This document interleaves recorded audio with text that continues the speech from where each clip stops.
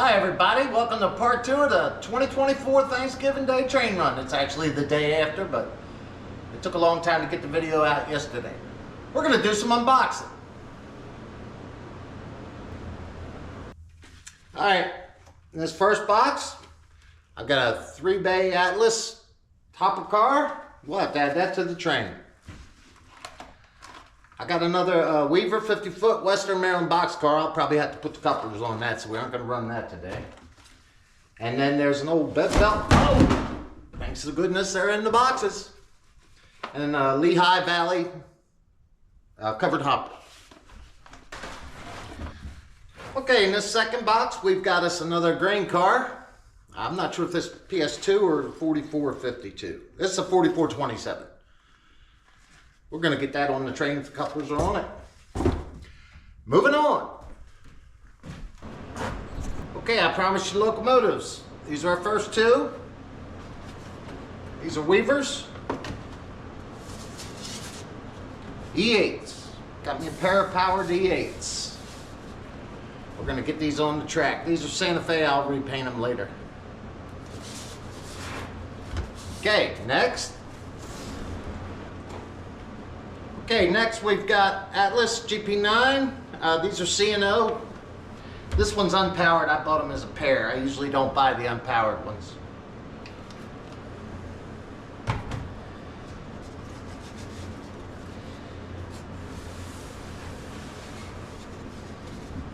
There's that one.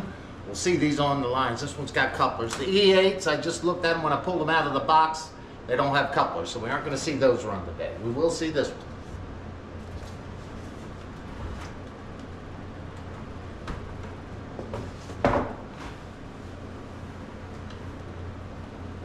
And this one's another GP9. This one is powered, but this one has DCC and sound. If the sound unit's on it, I can't run it here.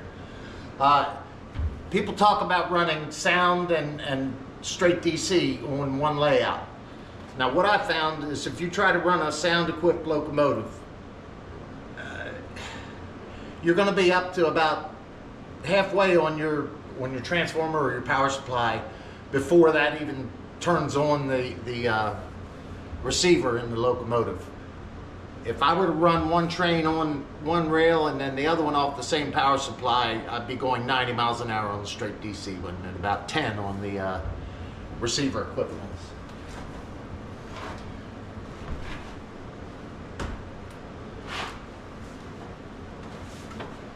Okay, this is Atlas Trainman RS3s.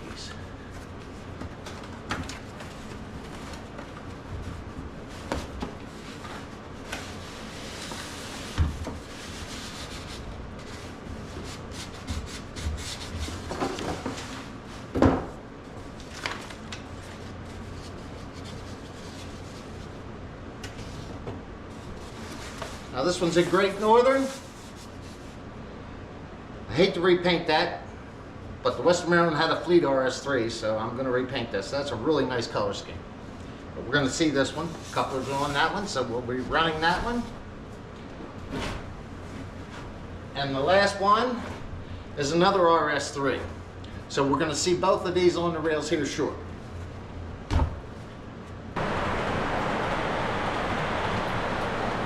Well, we had another little disappointment here today. The two Great Northern F3s, which were listed as no sound, have sound recorder or sound transmitters in them, so I can't run them today. Oh, by the way, the SD35 that I did the coupler repair on, that's this unit. I told you I was going to have this on the rails today. I got it on the rails, but not on the train.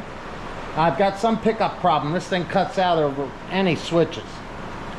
So I'll have to go back in. There's some more damage to that I didn't find yet.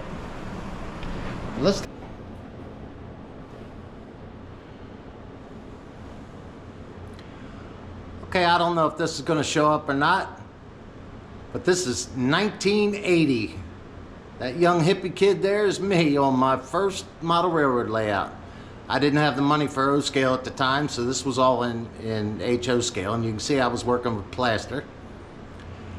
Hopefully you can see it. I hope this focuses. Anyway, I've been in model railroading a long time. I couldn't afford O-scale back in the day, but I could afford the occasional Weaver car, so I'd buy the Weaver cars down at MB Klein's in Baltimore.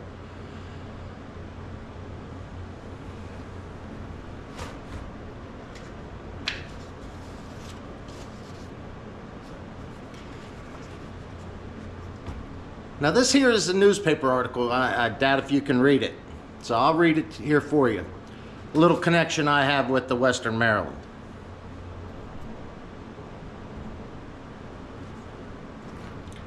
Two killed,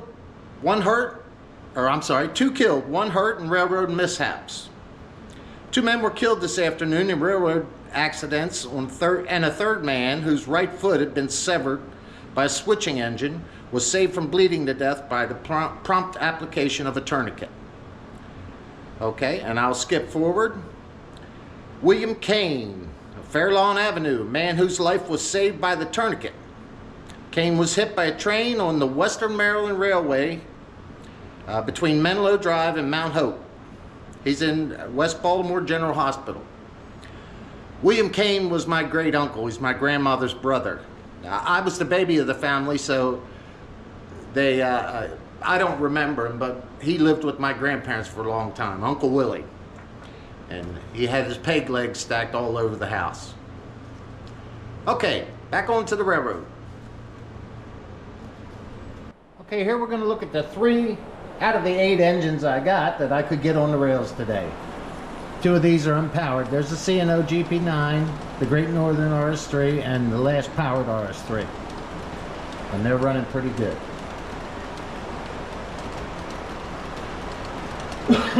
Excuse me. Okay, I've got one more thing to show you to make this day all worthwhile. I took the 3 cars that I got that had the couplers on, the grain car and the covered hopper and the coal hopper. I added them to the long train. So we're gonna end this video with one long train run up. This train is now 75 cars. The coupler slack is about 2 feet. That's the same SD35, GP35, GP9 combination I had yesterday. That's the new covered hopper.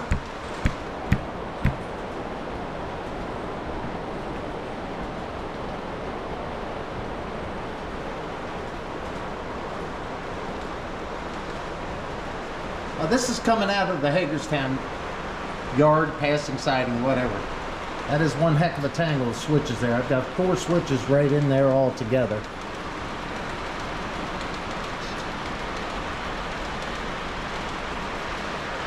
All right, that Western Maryland car coming up with the load, that's the new one.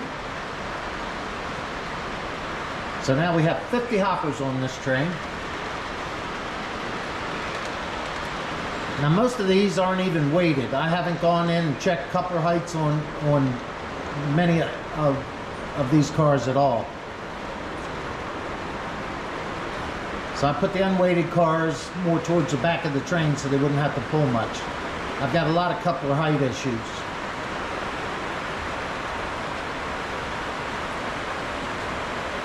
Have to straighten them out one by one. And there's the end of the train. Happy Thanksgiving to everybody. 2024. Hope to get back to you all soon.